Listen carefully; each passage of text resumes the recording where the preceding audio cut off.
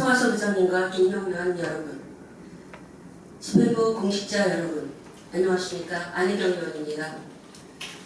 오늘 본 의원은 우리시 공모사업 추진 전반에 있어 집행부의 효율적이고 체계적인 사업관리 대책 마련과 실행 촉구에 대해 말씀드리고자 합니다.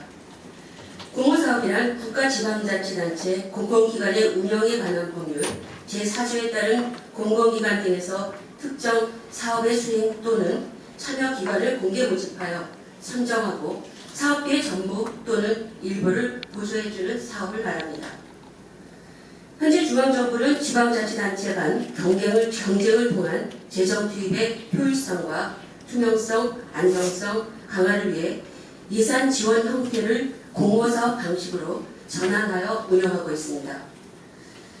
이에 많은 지자체들은 지방 소멸 위기 등 어려운 여건 속에서도 열악한 재정 규모를 타개하고 시민의 삶의 질을 향상시키고자 공모사업을 통한 국토비 확보에 사활을 걸고 있으며 실제 이러한 공모사업을 통해 확보한 예산은 일정 부분 지역의 각종 현안 산업 해결에 유용한 재원이 되고 있는 것은 현실입니다. 하지만 공모사업은 적게는 수천만 원에서 많게는 수백억의 시비가 수반되는 사업이 대부분이며 시비 동반 비율은 갈수록 늘어나고 있는 추세입니다. 2023년 우리시는 31건의 공모사업에 선정되어 국토비 380억 원을 확보하였으나 이에 동반되는 시비 또한 무려 약 227억 원에 달합니다. 따라서 시민의 혈세가 투입되는 만큼 지역경제 활성화와 시민의 삶의 질을 높이는 데 꼭 필요한 사업인지, 충분히 지속 가능한 사업인지 철저한 사정 검토와 관리가 이루어져야 하는 것은 너무나 당연할 것입니다. 그러나 본 의원이 지켜본 바로는 사정 검토 절차 준비 부족과 무분별한 공모사업 신청으로 인한 국토비 반납, 부적정한 시비 추가 투입 등의 사례가 누차 반복되고 있어 심히 우려스럽습니다. 예컨대 2020년 종합장사시설 건립사업은 진입도로를 확보하지 못해 약 14억여 원의 국토비를 반납하였으며 적경지역 정주여건 개선 사업인 한탄강 문화예술촌 또한 사업 부지를 확보하지 못해 결국 도비 15억을 전액 반납한 사례가 있습니다. 이는 사업 허지 물색 시 그 지역의 소유자 현황, 반대 의견 등에 대한 설득 등 면밀한 현황 조사와 계획이 존재하지 않았다는 것을 방증합니다. 그리고 2021년 일동 남북창고 2개 동의 리모델링 사업의 경우 도비 12억 원을 투입하였으나 구조 안정 문제로 한 개 동만 진행 가능했고 이 한 개 동조차 추가 건축비로 12,6억여 원을 투입하여 결국 9억 원에 가까운 시비를 사용하고 있어야 가까스로 사업을 마무리할 수 있었습니다. 이는 기존 오래된 건물 상태에 대한 이해가 없이 공모사업 예산에만 매달렸던 결과입니다. 또한 사업 기획이 의심스러운 공모사업도 있습니다.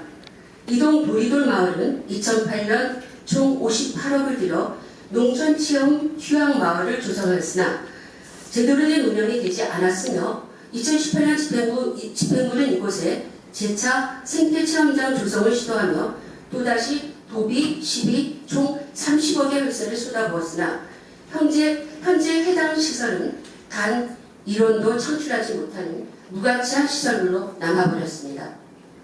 그리고 2016년 공모사업을 통해 15억의 예산을 투입한 한탄강 밀리터리 서바이벌 게임장은 매년 엄청난 누적 적자에만 쌓여가는 상황입니다.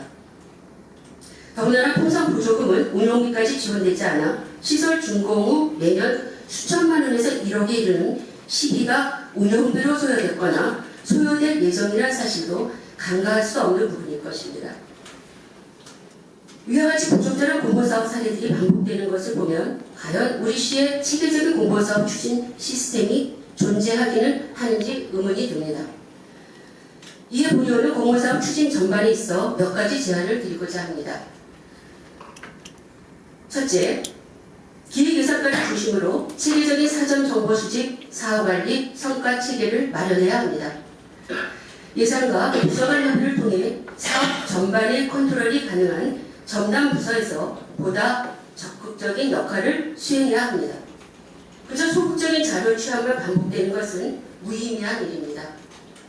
또한 사업 종료가 제대로 된 평가와 함께 다음 공모 사업을 위해 결과를 추적하고 활용할 수 있는 성과 환류 시스템 도입이 무엇보다 필요할 것입니다. 둘째, 철저한 사전 검토는 이에 여러 번 강조해도 지나치지 않습니다. 사업부서의 형식적인 체크리스트 정도는 부족합니다. 대전 강력시의 경우 오래전부터 공모사업 신청 자체 기준을 마련하여 기획관리실 중심으로 사전 실무 감사를 진행하고 있으며 다수의 지자체들은 전문가로 구성된 자문단을 상시 활용하고 있습니다. 공모사업 유치 경험을 가진 공무원들이 공모사업 대응 매뉴얼 등을 정리하여 이를 활용하는 것도 유용할 것입니다. 속도도 중요하지만 보다 다양하고 체계적인 방법으로 공모사업 응모에 재차 신중을 기해야 할 것입니다. 마지막으로 의회와 지역 주민 대상으로 공모사업 관련 정보가 폭넓게 공유되어야 합니다. 사실상 의회는 대부분 공모사업을 예산 승인 즉 사후 승인의 방식으로 확인할 수 있고 주민 대부분도 사업 선정 후 이를 인지할 수 있기에 집행부는 사업 추진 전에 의회와 지역 주민의 의견을 충분히 반영하는 과정을 간과해서는 안 될 것입니다. 존경하는 시민 여러분, 집행부 공직자 여러분, 공모사업은 양날의 검과 같습니다. 일단 예산을 따고 보자는 식의 무분별한 공모사업 추진은 필연적으로 불필요한 예산 낭비로 이어지고 잦은 사업 취소와 포기는 우리 시뿐만 아니라 국가와 도 모두의 행정 낭비입니다. 우리 시에서는 공모사업의 효율적인 관리를 위하여 2023년 2월부터 포천시 공모사업 관리 조례가 제정되어 시행되고 있습니다. 그럼에도 아직은 간섭적인 행정으로 인해 투명하고 효율적인 사업 추진이 미진한 것도 사실입니다.